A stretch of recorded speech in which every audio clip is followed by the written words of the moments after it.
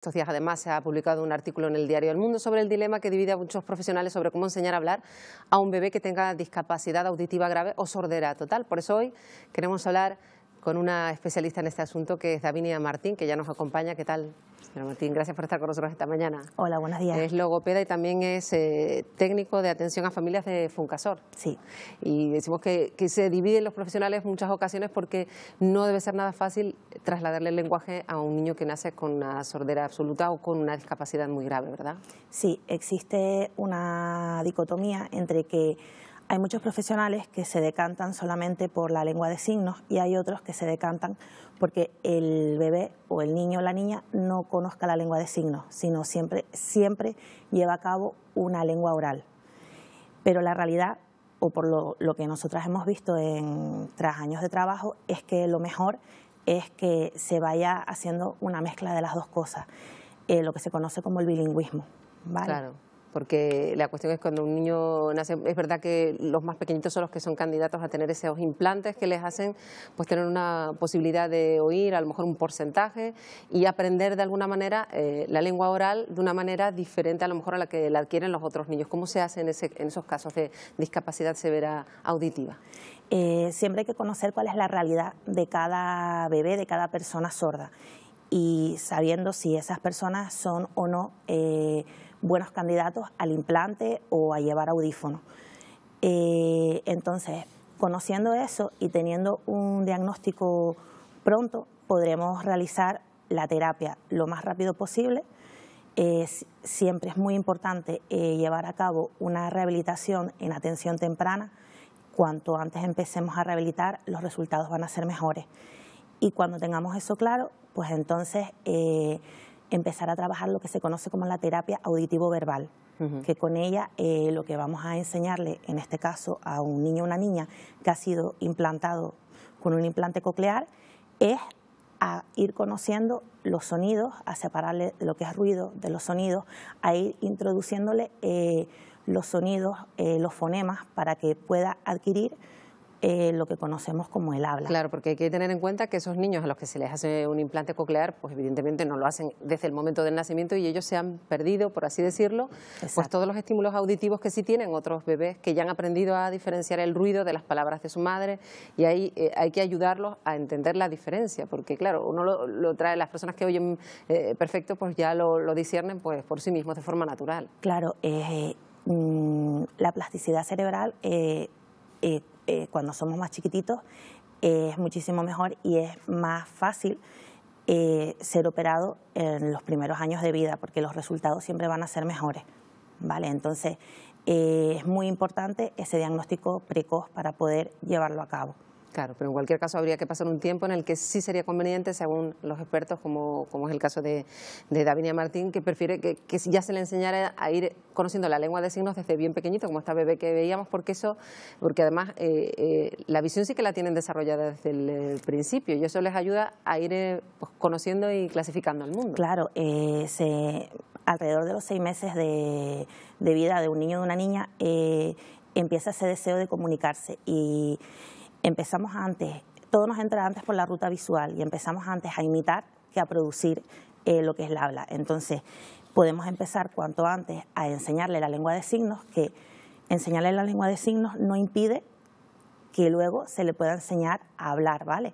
Entonces, ¿por qué no por qué privar a un niño o una niña de las herramientas y de todos los medios que pueda tener para que pueda alcanzar una mejor comunicación? Entonces, claro, es como, nunca dudamos de que un niño pueda aprender inglés y español a la vez, ¿verdad? Y pueda ser bilingüe, porque... De hecho, cuando a una persona es bilingüe siempre se dice que tiene mayor capacidad para a lo mejor aprender hasta un tercer idioma, y que se le amplía la mente. Imagino que en este caso pasará lo mismo, ¿no? Ocurre exactamente lo mismo con la lengua de signos y con el habla. Incluso la lengua de signos puede servir como vehículo para cuando empecemos a trabajar esa terapia auditivo-verbal, basarnos en la lengua de signos para ir enseñándole a hablar.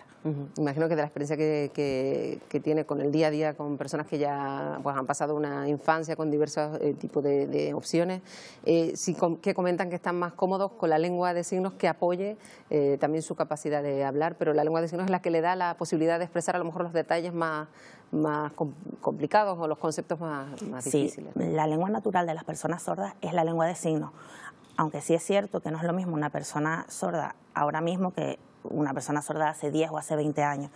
Entonces, muchos, pues por ejemplo, cuando el aparato se rompe, hay que repararlo y están un tiempo Claro, que eso puede pasar también, que el implante o cualquier dispositivo que tengan para ayudarlos en su audición se estropea y que hay que prescindir de él durante un tiempo. Exacto, entonces en ese tiempo pues la persona se queda aislada, entonces qué mejor que poder tener la lengua de signos para poder defenderse y para poder comunicarse cuando esa ayuda, como es el implante o el audífono, no la tiene. Has hablado de aislamiento y es precisamente contra lo que luchan, pues precisamente todas las personas sordas y todas las personas que lo ayudan, porque ese es el principal problema que tiene el colectivo de personas sordas, que quedan aislados a su entorno, a las personas que saben pues la lengua de signos, ¿no? Sí, es una pena que no todos podamos aprender lengua de signos o que no sea obligado a aprender la lengua de signos, porque es una manera de comunicarnos más, ¿no? Porque además imaginamos que también los más pequeños pues poco a poco van encontrando ayuda para su etapa escolar, para convivir con niños sin ningún problema de audición y convivir en la misma aula. Eso ya empieza a ser cada vez más posible, ¿verdad? Sí, por suerte cada vez, aunque vamos despacito, se van introduciendo cada vez más ayudas en las aulas para que los niños y las niñas que tienen discapacidad auditiva consigan una mayor inclusión. Siempre a más recursos, siempre van a haber mejores resultados.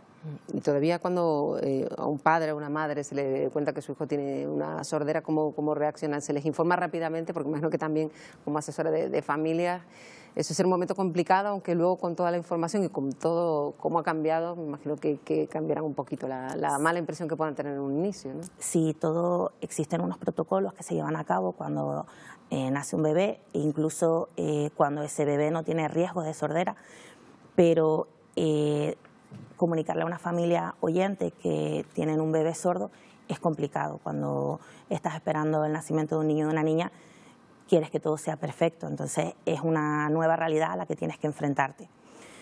Entonces ahí estamos todos los profesionales para intentar que ese camino lo lleven de la mejor manera posible. Claro, porque eso implica que toda familia tendrá que efectuar pues unos cambios que por lo pronto implican adquirir la lengua de signos para empezar. ¿Es complicado para una persona que nunca haya hablado la lengua de signos aprenderla con una relativa competencia en poco tiempo? No, no es complicado, sobre todo es la ilusión y las ganas que le pongas. Aparte es una manera diferente de comunicarse. Muchos signos son muy intuitivos, otros no. Tiene